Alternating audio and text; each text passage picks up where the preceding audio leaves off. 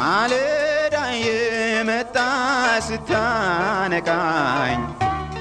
እንደምን አደራችሁ ክቡራትና ክቡራን የምፅዓቱ አዋጅ ነጋሪ አገልግሎት አድማጮቻችን፣ ሰላም ለእናንተ ይሁን። የማለዳ ቁርሳችንን አሁን ጀምረናል። አዘጋጅ እና አቅራቢ ፓስተር አለማየሁ ነሞ። መልካም ጊዜ ሆነላችሁ። ከሕይወት ምንጭ ውሃ ስታረካኝ። ሰላም ጤና ይስጥልን፣ እንደምን አደራችሁ። ይህ በምፅዓቱ አዋጅ ነጋሪ አገልግሎት እየተዘጋጀ የሚቀርብላችሁ የማለዳ ቁርስ ፕሮግራማችን ነው። ወደ ዛሬው የማለዳ ቁርስ ፕሮግራም ከማለፋችን በፊት ይህን ማለዳ በምሕረትና በቸርነቱ የሰጠንን እግዚአብሔር አምላካችንን አብረን አመስግነን ወደ ዛሬው የማለዳ ቁርስ እናልፋለን።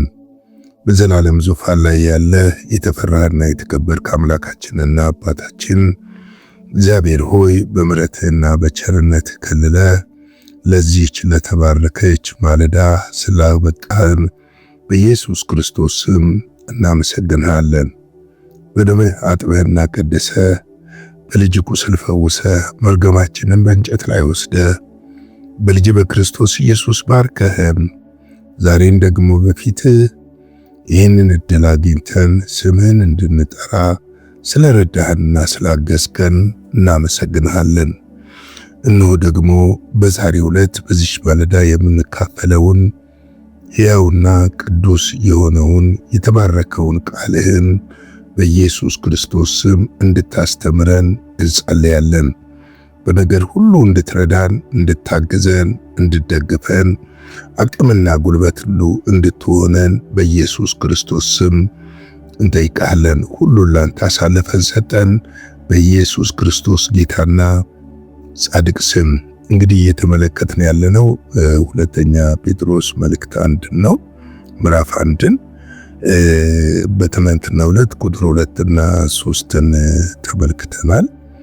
ይኸውም የመለኮቱ ኃይል በገዛ ክብሩ በጎነቱ የጠራንን በማወቅ ለሕይወትና እግዚአብሔርን ለመምሰል የሚሆን ነገር ሁሉ ስለሰጠን በእግዚአብሔርና በጌታችን በኢየሱስ ክርስቶስ ዕውቀትና ጸጋ ሰላም ይብዛላችሁ የሚለው እነዚህን ሁለት ቁጥሮች በጣምራ ያሉትን ነበር የተመለከትነው። እንግዲህ ለሕይወት የጠራንን በማወቅ ማን የጠራን ልናውቅ ያስፈልጋል። የጠራንን ካላወቅን የተጠራንበትንም ዓላማ አናውቅን። የጠራንን ካላወቅን የተጠራንበትንም ወይም የተላክነውንም መልእክት አናውቅም።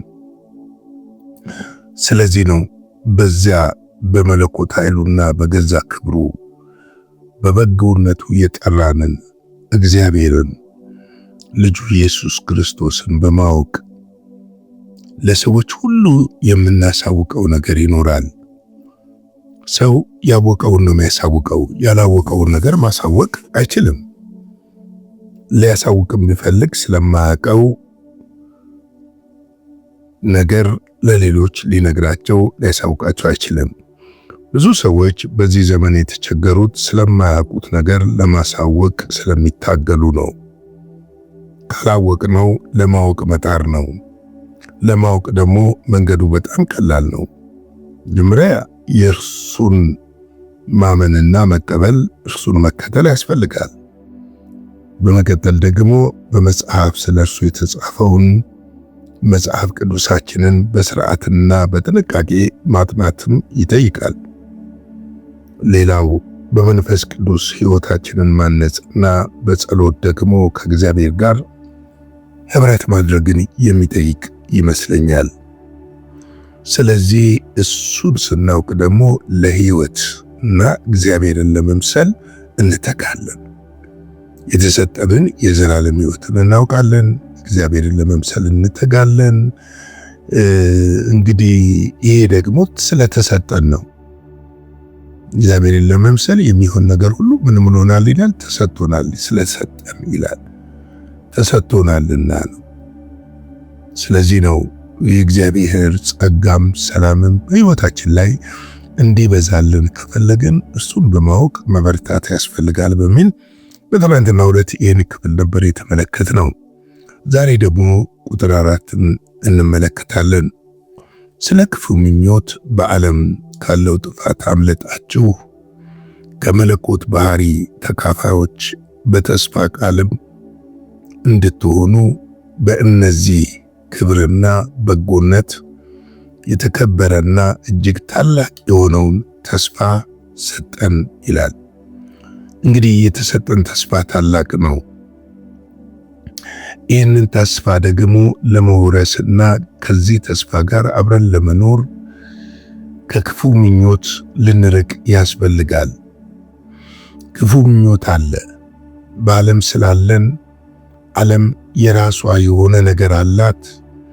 ደግሞ ዓለምን ከሚዘውሩት የጨለማ ኃይሎች የራሳቸው ነገር አላቸው። ከነዚህ ሁሉ ማምለጥ የምንችለው ክፉ ምኞት ስንወጣ ነው።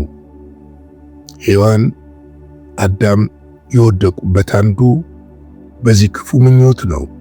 ሰይጣን ሲያታልላቸው እንደ እግዚአብሔር ትሆናላችሁ፣ እንደ እግዚአብሔር ታውቃላችሁ፣ እንደርሱ እንደ እግዚአብሔር እንደምትሆኑ ስላወቀ ነው ይህን ነገር አትንኩ አትብሉ ያላችሁ ብሎ እንዴት እንዳታለላቸው እናውቃለን። ዓለም ክፉ ምኞትን በመስጠት በክፉ ምኞት ሕይወታችንን ልታታልል ትፈልጋለች። ክፉ ምኞት ሌላውን መሆን ነው፣ ሌላውን ለመሆን መሞከር። ከሌሎች በጎና መልካሙን ነገር እንማራለን። ነገር ግን የሌሎችን መመኘትና በአጭር ጊዜ ውስጥ ከጥጋብ ማማ ላይ ለመውጣት መጣር መፈጥፈጥን ስለሚያመጣ ከዛ ክፉ ምኞት ልንሸሽ ያስፈልጋል። ወገኖቼ ዓለምም ሰይጣንም የሆነ ነገር ቢሰጧችሁ መጨረሻው መፈጥፈጥ ይሆናል። በትክክለኛው በጽድቅና በቅድስና እግዚአብሔርን በመፍራት እግዚአብሔርን በመምሰል በምንሄድበት መልካም መንገድ የምናፈራቸው ጥቂቷ በረከት እሷ እየበዛችና እየሰፋች ሰላምን፣ ጤንነትንም እረፍትንም እየሰጠችን ከኛ ጋር ትሆናለች። ለዚህ ነው ከክፉ ምኞት በዓለም ካለው ጥፋት አምልጣችሁ ይላል። እንግዲህ ዓለም ምንድነው ያላት? ጥፋት ነው ያላት። መልካም ነገር አላት ልትሉኝ እንደማትችሉ ተስፋ አደርጋለሁ። ስለዚህ ነው ከዛ አምልጠን ግን ምን እንድንሆን የተፈለገው? ከመለኮት ባህሪው ተካፋዮች እንድንሆን ይፈልጋል እግዚአብሔር። የሱ የባህሪ ተካፋዮች የእርሱ መልካምነት የምንገልጥና የሱ በጎነት፣ ምሕረት፣ ቸርነት፣ መልካምነት የሚገለጥብን ሰዎች እንድንሆን እግዚአብሔር ይፈልጋል። ያንን እግዚአብሔር በእኛ ሕይወት የሚፈልገውን ነገር ከኛ ሕይወት ደግሞ እንዲያገኝ ከነዚህ ካመለጥንባቸው ወደ ኋላ ከተውናቸው ከካድናቸው ወደ እነርሱ መመለስ የለብንም። ውሻ ወደ ጥፋቱ እንደሚል መጽሐፍ ብዙዎች ዛሬ ወደ ጥፋት እየተመለሱ ናቸው። የሚያጓጓ ነገር ያመለጣቸው እየመሰላቸው በሚያሸበርቅና በሚያብረቀርቅ ነገር ነፍሳቸውን አሳልፈው ሲሰጡ ስናይ በጣም ልብ ይሰብራል። ምክንያቱም ኢየሱስ በምድር ከሚያብለጨልጨው ወርቅና አልማዝ በላይ እንደሆነ እንድንረዳ ያስፈልጋል። ስለዚህ ነው በተስፋው ቃል እንድትሆኑ በነዚህ ክብርና በጎነት የተከበረና እጅግ ታላቅ የሆነ ተስፋ ሰጠን ይላል። እጅግ ታላቅ የሆነ ተስፋ፣ ታላቅ የሆነ ተስፋ፣ የሚያስገርም ተስፋ፣ የሚያስደንቅ ተስፋ ሰጠን። የሚገርም ነው። ያንን ተስፋ የሰጠን ክርስቶስ ኢየሱስ የእግዚአብሔር ልጅ ነው። ሰዎች አይደሉም፣ ሁኔታዎች አይደሉም። ያንን ተስፋ የሰጠን እሱ ነው። ያጸደቀን እሱ ነው። ያከበረን እሱ ነው። የጠራን እሱ ነው። ልጆቹ ያደረገን እሱ ነው። የወደደን ማንም ባልፈለገን ጊዜ፣ ማንም ባልወደደን ጊዜ፣ ማንም ባልቀረበን ጊዜ የወደደንና የቀረበን እርሱ ነው። ወገኖቼ ሁለተኛ ቆሮንቶስ 7:1 ላይ እንዲህ ይላል፣ እንግዲህ ወዳጆች ሆይ የዚህ ተስፋ ቃል ካለን በእግዚአብሔር ፍርሃት ቅድስና ፍጹም እያደረግን ስጋንና መንፈስን ከሚያረክስ ሁሉ ራሳችንን ምን እናድርግ? እናንጻ ይለናል። ስጋንና መንፈስን የሚያረክስ ነገር በዓለም አለ። ለዚህ ነው ከክፉ ምኞት ርቃችሁ የሚለን። ክፉ ምኞት ያረክሳል፣ ያቀርብላችኋል እኮ ሰይጣን። ክፉ ምኞታችሁ እንዲፈጸም መንገዶችን ያመቻችላችኋል። መንገዶቹ ደግሞ የጽድቅ ሳይሆኑ የርኩሰትና የጥፋት እንደሆኑ በትክክል ልንረዳ ያስፈልጋል።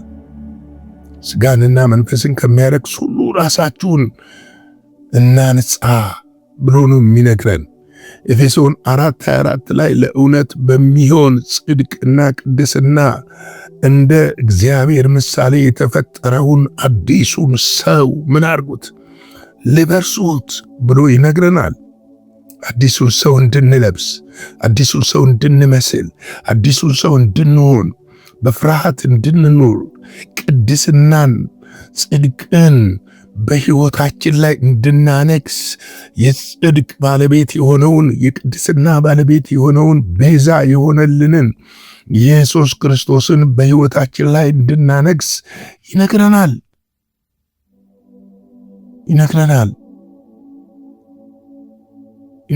ወገኖቼ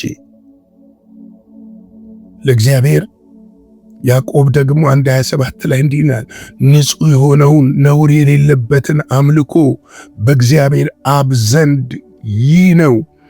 ወላጅ ልጆቻቸውን ልጆች ባልቴቶችንም በመከራቸው መጠየቅ፣ በዓለምም ከሚገኘው አዳፋ ሰውነት መጠበቅ ነው ይላል። በዓለም ከሚገኘው አዳፋ ሰውነት የሚያረፍ አሪፍ ውድ ነገር ልንገዛ ልንለብስ እንችላለን። እሱ ግን ርኩሰታችንን አይሸፍነው። እሱ ግን ቅድስና ሊሆነን አይችልም። እሱ ግን የክርስቶስን ደም ሊተካልን አይችልም። በውድ ልብስ ማጌጥ ክፋት ባይኖረውም ግን ልባችን እዛ ላይ ከሆነ ሰውነትን ማጠብ ግን አይችልም። ይህንን በደንብ ልንረዳ ልንገነዘብ ያስፈልጋል። እስቲ አንድ ነገር ልጨምርና የዛሬ የማለዳ ቁርሴን ልቋጭ። ሁለተኛ ጴጥሮስ 2:18-20 ከንቱና ከመጠን ይልቅ ትልቅ የሆነውን ቃል ይናገራልና በስህተትም ከሚኖር አሁን የሚያመልጡትን በሥጋ ሴሰኛ ምኞት ይታለላሉ። ራሳቸው የጥፋት ባሪያዎች ሆነው አርነት ትወጣላችሁ እያሉ ተስፋ ይሰጧችኋል። ሰው ለተሸነፈበት ለእርሱ ተገዝቶ ባሪያ ነውና። እንዶችን ሁለቷን ነገር እንመልከት። ከንቱና ከመጠን ይልቅ ታላቅ የሆነውን ቃል ይነግሩናል፣ ይናገራሉ። እነዚህን ነገሮች ሄደን ስንመለከታቸው ራሳቸው አርነት ሳይወጡ ከጥፋት ባርነት ውስጥ ሆነው እኛን አርነት እናወጣችኋለን ይላሉ። ራሳቸው በሴሰኝነት ታስረው በገንዘብ ነዋይ ተጠልፈው ሌላውን አርነት ለማውጣት ይታገላሉ። ነገር ግን ወገኖቼ ይሄ ሊሆን እንደማይችል መጽሐፍ ቅዱስ በትክክል ይነግረናል። ምክንያቱም የመጽሐፍ ቅዱስ እውነት የማይለወጥና የማይሻር እውነት ስለሆነ ነው።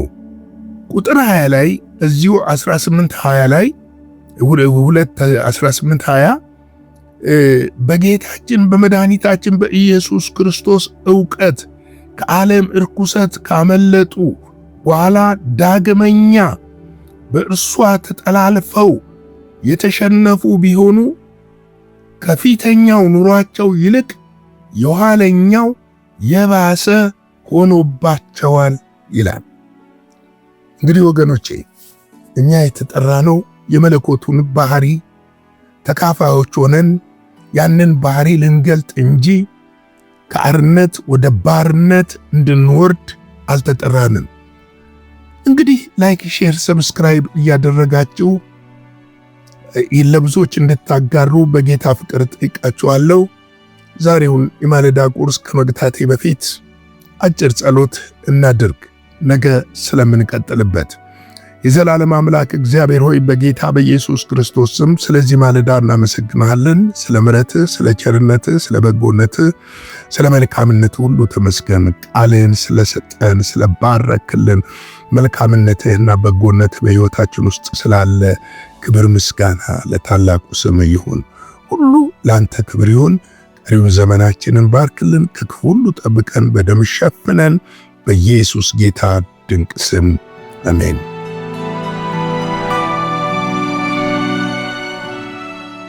በነበረን የመልእክት ክፍለ ጊዜ እንደተባረካችሁ ተስፋ እናደርጋለን።